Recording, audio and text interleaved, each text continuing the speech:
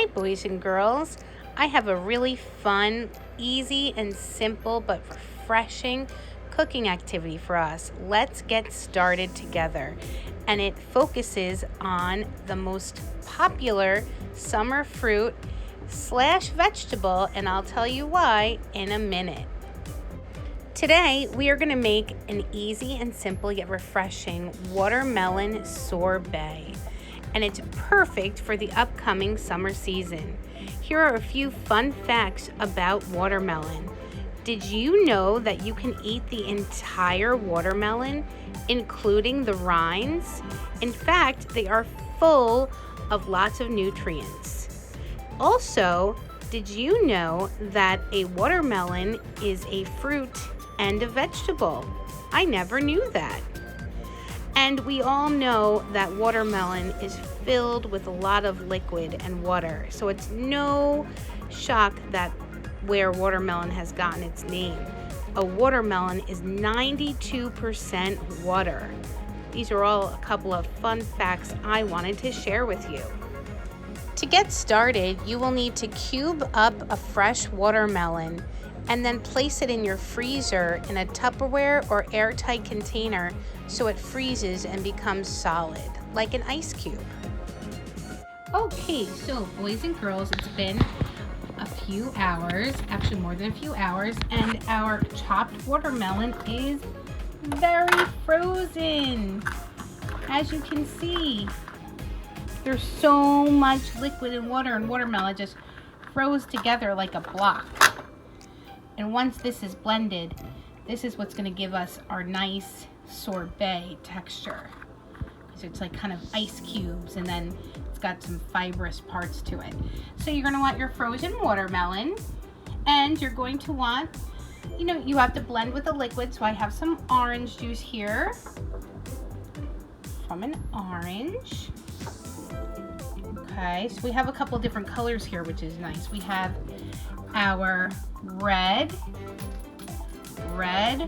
frozen watermelon, and we have our orange juice. And I don't have a fresh lime to show you, but this is just sweetened lime juice to add to it, just for another little flavor. Okay, let's get everything in the blender.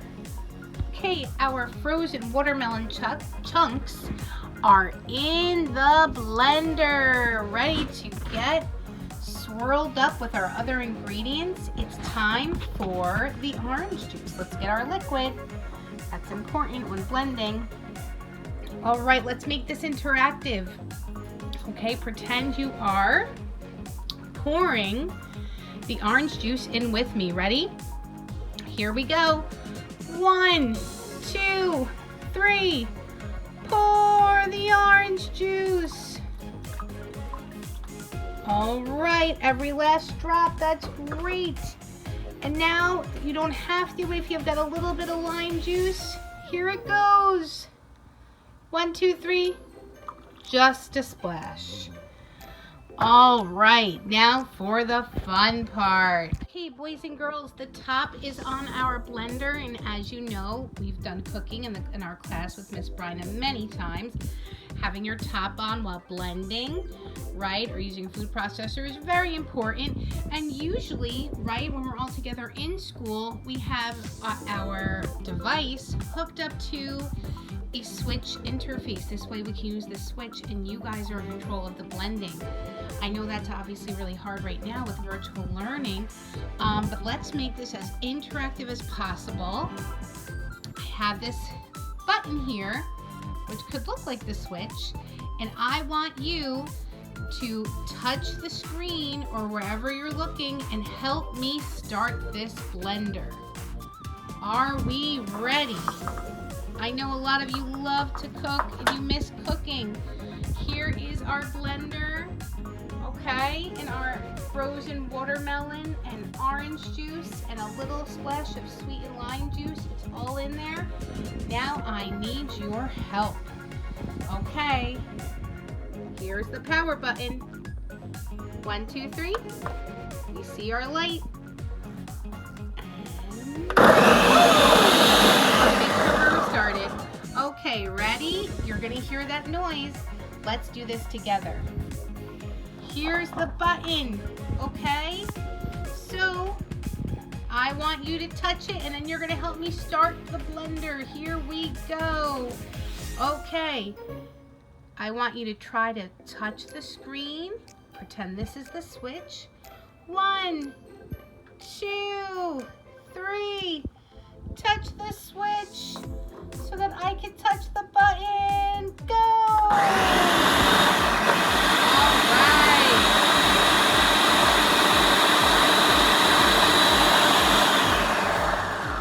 This is looking really well blended.